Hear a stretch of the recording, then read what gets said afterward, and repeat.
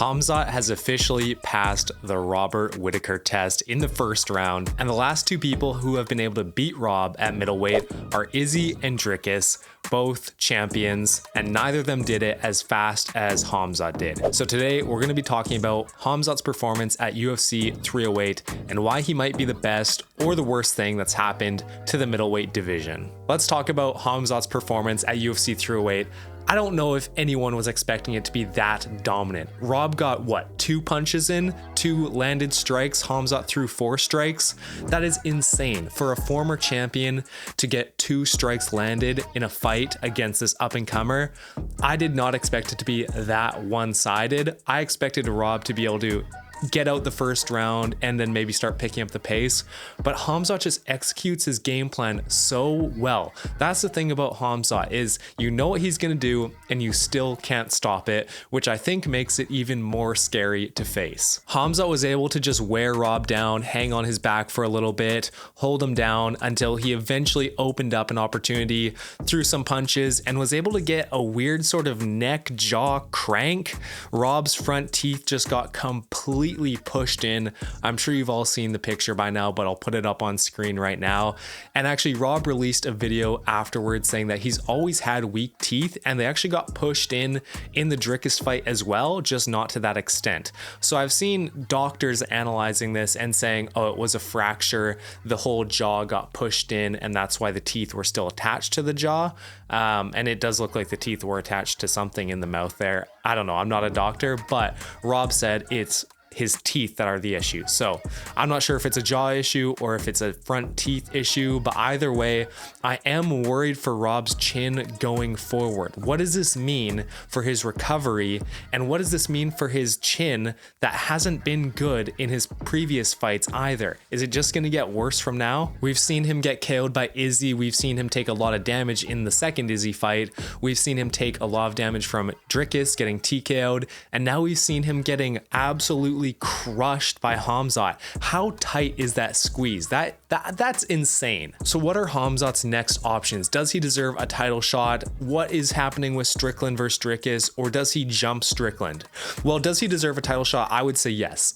Absolutely. Just give him the title shot now. If you can beat a former champion, Robert Whittaker, and he only lands 2 strikes on you, you have to give this dude whatever he wants. Like, there's no denying him anymore. I was on the bandwagon of, oh, he can't make weight, which we're going to talk about. That's a serious issue. But I was on the bandwagon where he doesn't have enough experience. He doesn't have cardio. But you don't need that if the fight is only going to last 1 or 2 rounds, which Khamzat's fights typically do. So yes, he does deserve a title shot. Is he going to get it though? Because we've had this Strickland versus Dricus rematch in our heads since last February, I think, when they fought, or January. So can we really deny Strickland his rematch when he went to a very close decision with Dricus in their first fight? I want to say no, you shouldn't skip over Strickland because it is what he deserves, but at the same time, we know that Khamzat versus Dricus is going to be a more exciting and a more intriguing matchup. That's what the UFC is all about. It's all about storylines, and this is a storyline, Dricus versus Khamzat, that we haven't seen yet. We've seen how Strickland and Dricus plays out, and it's a 5-round jab teep from Strickland, and it's Dricus finding some range, maybe shooting a takedown, being awkward, being weird, landing some punches.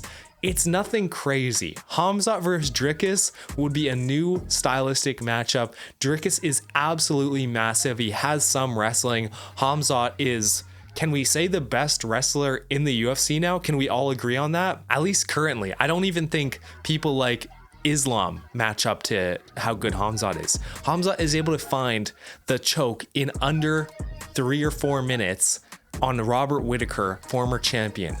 Islam wasn't able to do that to Dustin Poirier, who's a former interim champion.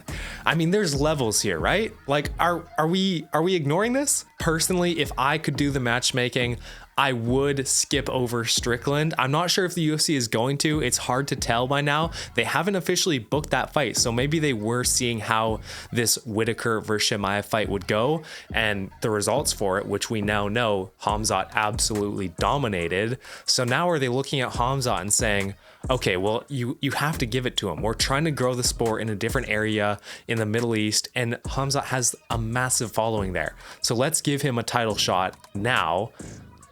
It would make sense. Khamzat could face Dricus. I think Khamzat can pretty easily get that done. His wrestling would definitely be able to overwhelm Dricus.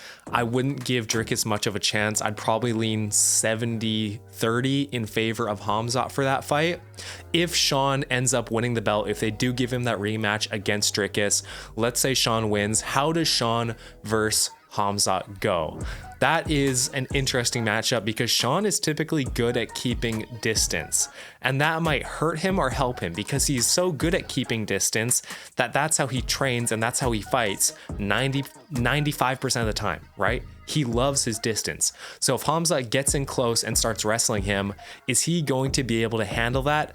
I doubt it. I mean, can anyone handle Chimaev's wrestling? I don't think so. That, like, what we saw at 308, I just don't think that anyone in the middleweight division would be able to keep up with his wrestling. That's just how I feel about it. If you guys feel different, let me know, because I can't think of anyone in the rankings right now that would be able to keep up with him in wrestling. So is he going to be a champion?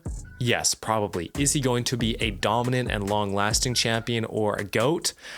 Well, let's talk about that. This is where his issues start to come in. The biggest issue is reliability. The UFC 308 weigh-ins were 2 hours instead of the normal 1 hour. And I know that this was decided beforehand. I'm not saying that this is like some scam tactic or whatever, but it is a little bit different that Khamzat and all of these fighters fighting on UFC 308 got an additional hour to weigh in. That's not normal. And Khamzat weighed in 16 minutes before the final count, right? He took up the first hour and he took up 45 minutes of the second hour, and then he finally weighed in at 186 pounds, which is the divisional limit. So it was a close weight cut, and the people on the weigh-in show were saying, we've been informed it's going to be close.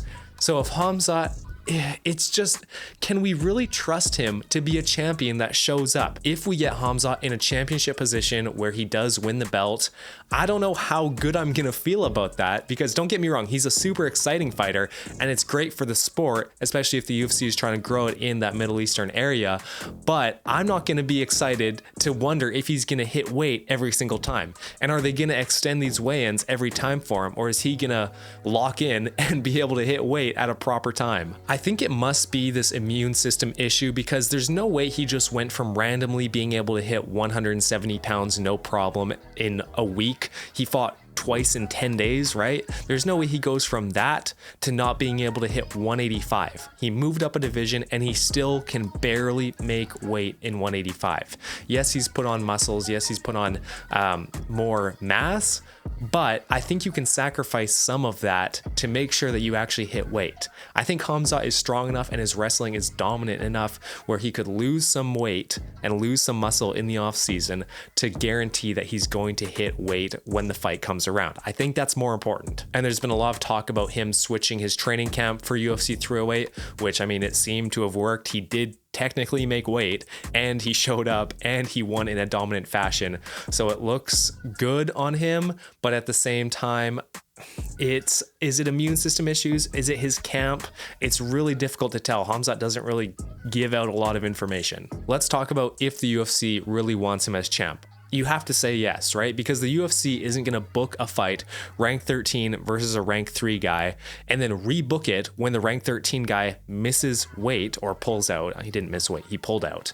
You're not going to rebook that fight if you don't want to push him. It's the same thing that we saw with Umar. They're booking a rank 12 guy versus a rank number 2 guy in hopes of moving him up that division and getting him a title shot. Now Khamzat is in the same position. He's going to be ranked probably number 3 come tomorrow, and he's probably going to get that title shot very soon. He could either wait it out or he's going to get it immediately, depending on what kind of turnaround time he's going to be on. Again, is he going to be on this schedule where he fights once a year like we've seen in the past 2 years, or is he going to go back to being really active? And what does he want? Does he want to be an active champion? Does he want to fight lots, or does he want to take lots of time off? Is it really his immune system limiting him, or is it just himself limiting him? He did help the UFC during a very hard time around that 2021 era during COVID. And I think that the UFC and Dana are still holding on to that idea that Khamzat is this absolute killer, which he is, that can fight every week, but that's just not him anymore, right? That's old Khamzat. That's Khamzat before, well, I can't say the word on YouTube because you get demonetized, but that's before his sickness that he got. If you're trying to book cards and if he misses weight, it's not like you can just rebook him on the next card. You have to wait for the Abu Dhabi cards to come around.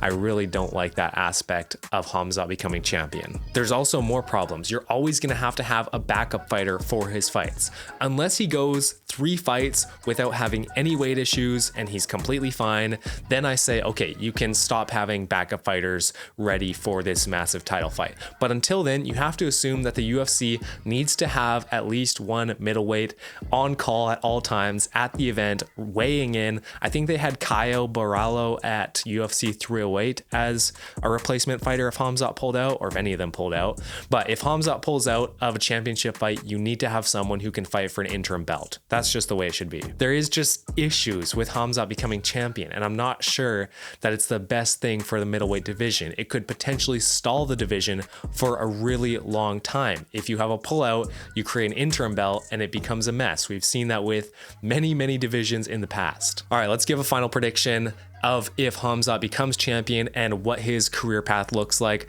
I do think he'll beat Dricus late in 2025 when he fights again. I think he's just going to take a long layoff. If Strickland and Dricus fight, he's just going to wait it out, get the title shot. I think Dricus probably wins that fight again. So let's say his next fight is going to be Dricus. He probably beats the winner of that fight. And then Caio versus Izzy for a #1 contender spot. I can definitely see that happening.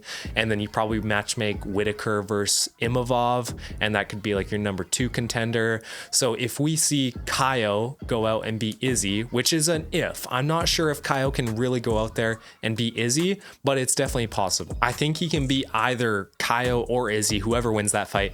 Izzy, I don't think he stands a chance. Let's be real. Dricus was able to submit him within 30 seconds of getting him to the ground, even faster. If you think Khamzat isn't able to do the same thing, especially with how long Izzy is, makes it a little bit more difficult on the ground. That's what it looks like. I think Khamzat can get that fight pretty easily. I don't think Izzy has as good of wrestling as someone like Usman or as someone like Whittaker. In fact, I know that he doesn't. So I think he beats Izzy. I think he beats Caio. Imavov, who knows? Imavov's a big guy. We saw him defend against Brendan Allen, all those horrible takedowns from Brendan Allen. That was an awful fight. But I think he genuinely could be a nightmare matchup for all of the top of the middleweight division. But is he going to show up? Let me know who you think Khamzat fights next, and let me know who you think his first title defense in the future is going to be. Or am I getting too ahead of myself? Is he still going to not become champion? Is he too unreliable? What are your honest thoughts about Khamzat? Yes, he's exciting, but is he worth the risk? See ya.